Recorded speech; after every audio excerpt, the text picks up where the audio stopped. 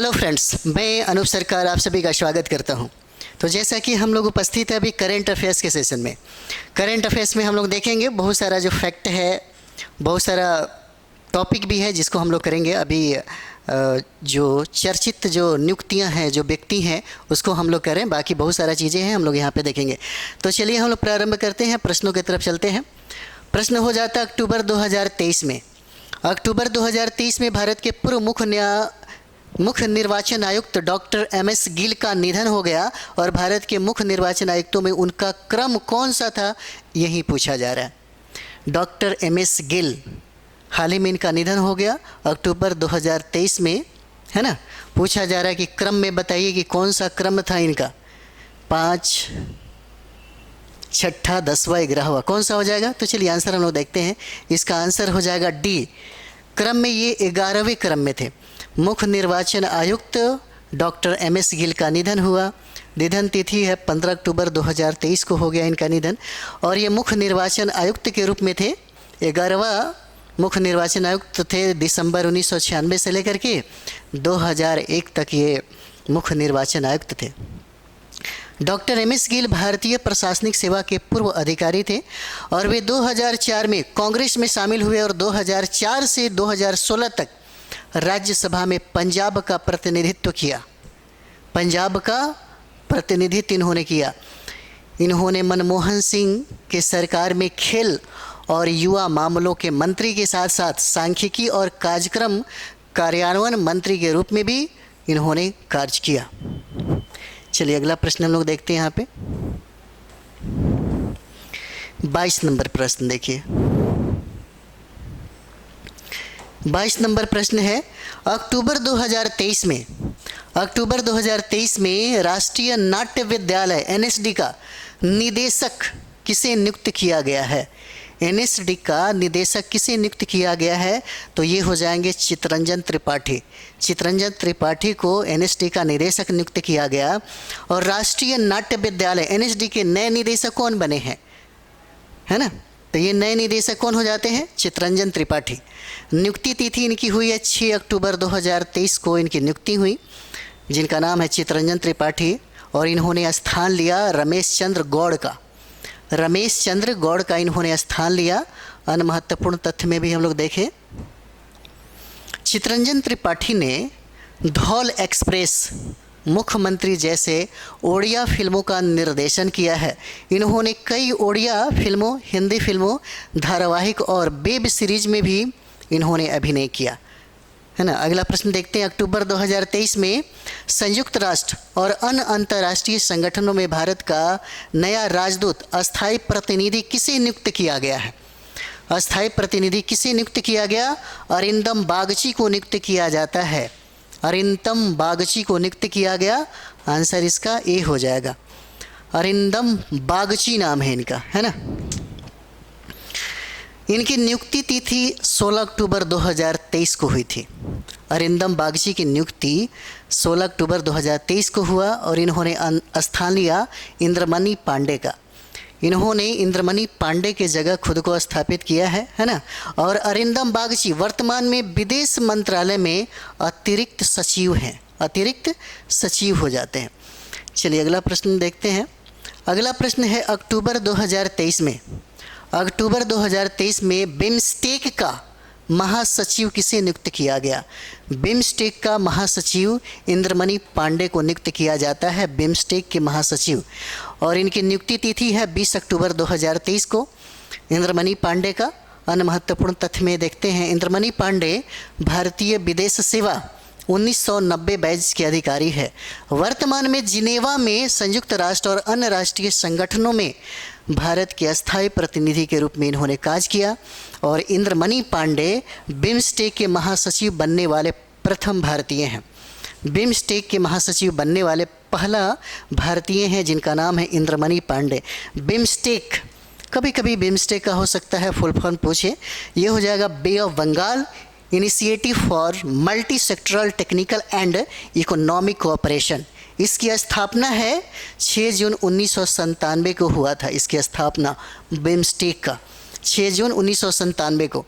बहुक्षेत्रीय तकनीकी और आर्थिक सहयोग के लिए यह एक क्षेत्रीय संगठन हो जाता है। यह एक क्षेत्रीय संगठन हो जाता है।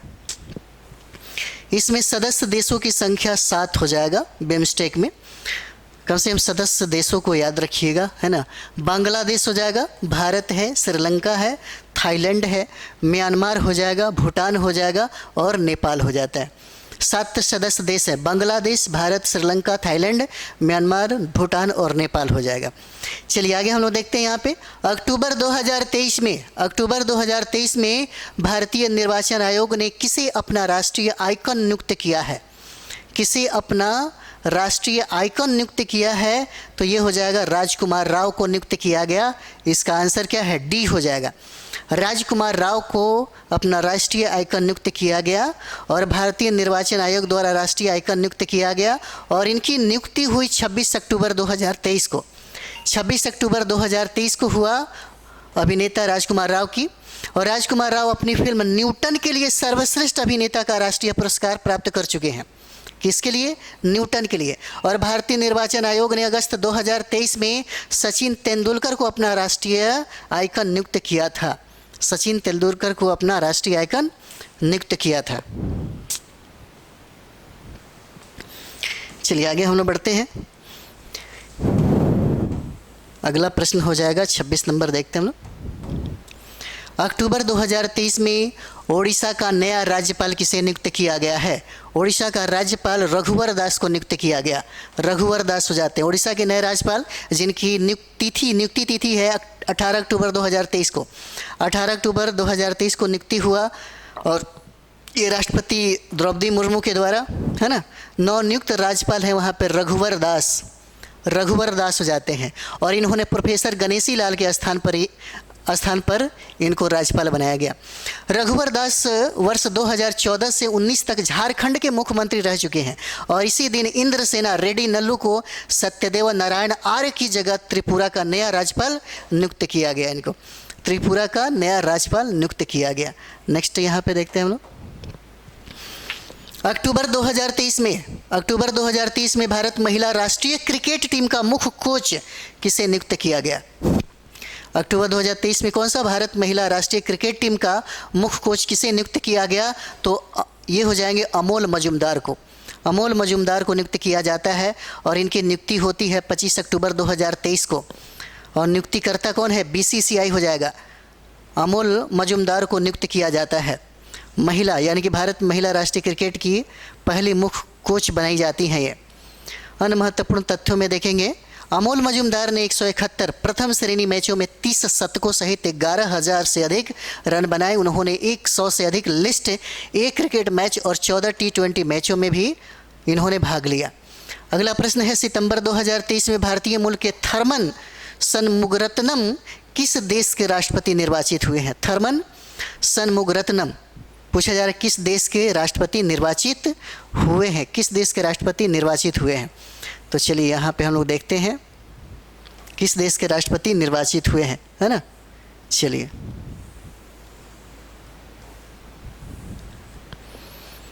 इसका आंसर हो जाएगा सिंगापुर। सिंगापुर के प्रेसिडेंट बनाए गए हैं, सिंगापुर के। थर्मन सनमुगरत्नम सिंगापुर के राष्ट्रपति बने हैं और यह निर्वाचन माह है सितंबर 2023। थर्मन सनमुगरत्नम को। और निर्वाचित पद क्या है? सिंगापुर के राष्ट्रपति बने हैं। किसके स्थान पे? तो हलीमा याकूब के स्थान पर राष्ट्रपति बने हैं और शपथ दिलवाया सुंदरेश मेनन ने, जो मुख्य न्यायाधीश भारतीय मूल के हैं। और इनको मूला कुल प्राप्त जो मत मिला 70.4% इनको मत प्राप्त हुआ है। और सिंगापुर के राष्ट्रपति का कार्यकाल होता है 6 वर्ष। सिंगापुर के राष्ट्रपति का कार्यकाल 6 वर्ष का होता है। चलिए अगला प्रश्न देखते हैं। 29 नंबर है, सितंबर 2023 में श्रीलंका में भारत के नए उच्चायुक्त के रूप में किसे नियुक्त किया गया है? उच्चायुक्त के रूप में किसे नियुक्त किया गया है ना। तो ये संतोष झा होते हैं। संतोष झा को उच्चायुक्त के रूप में नियुक्ति किया गया है। इनका नियुक्ति हुआ सितंबर 2023 में।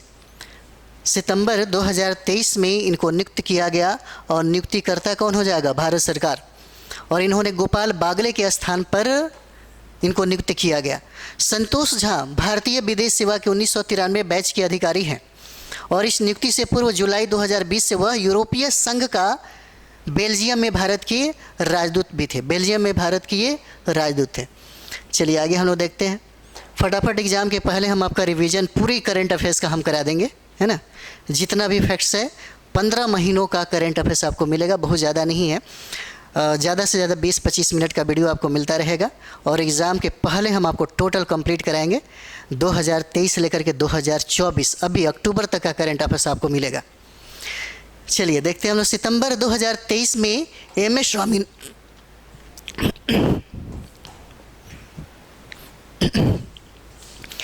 स्वामीनाथन का निधन हो गया।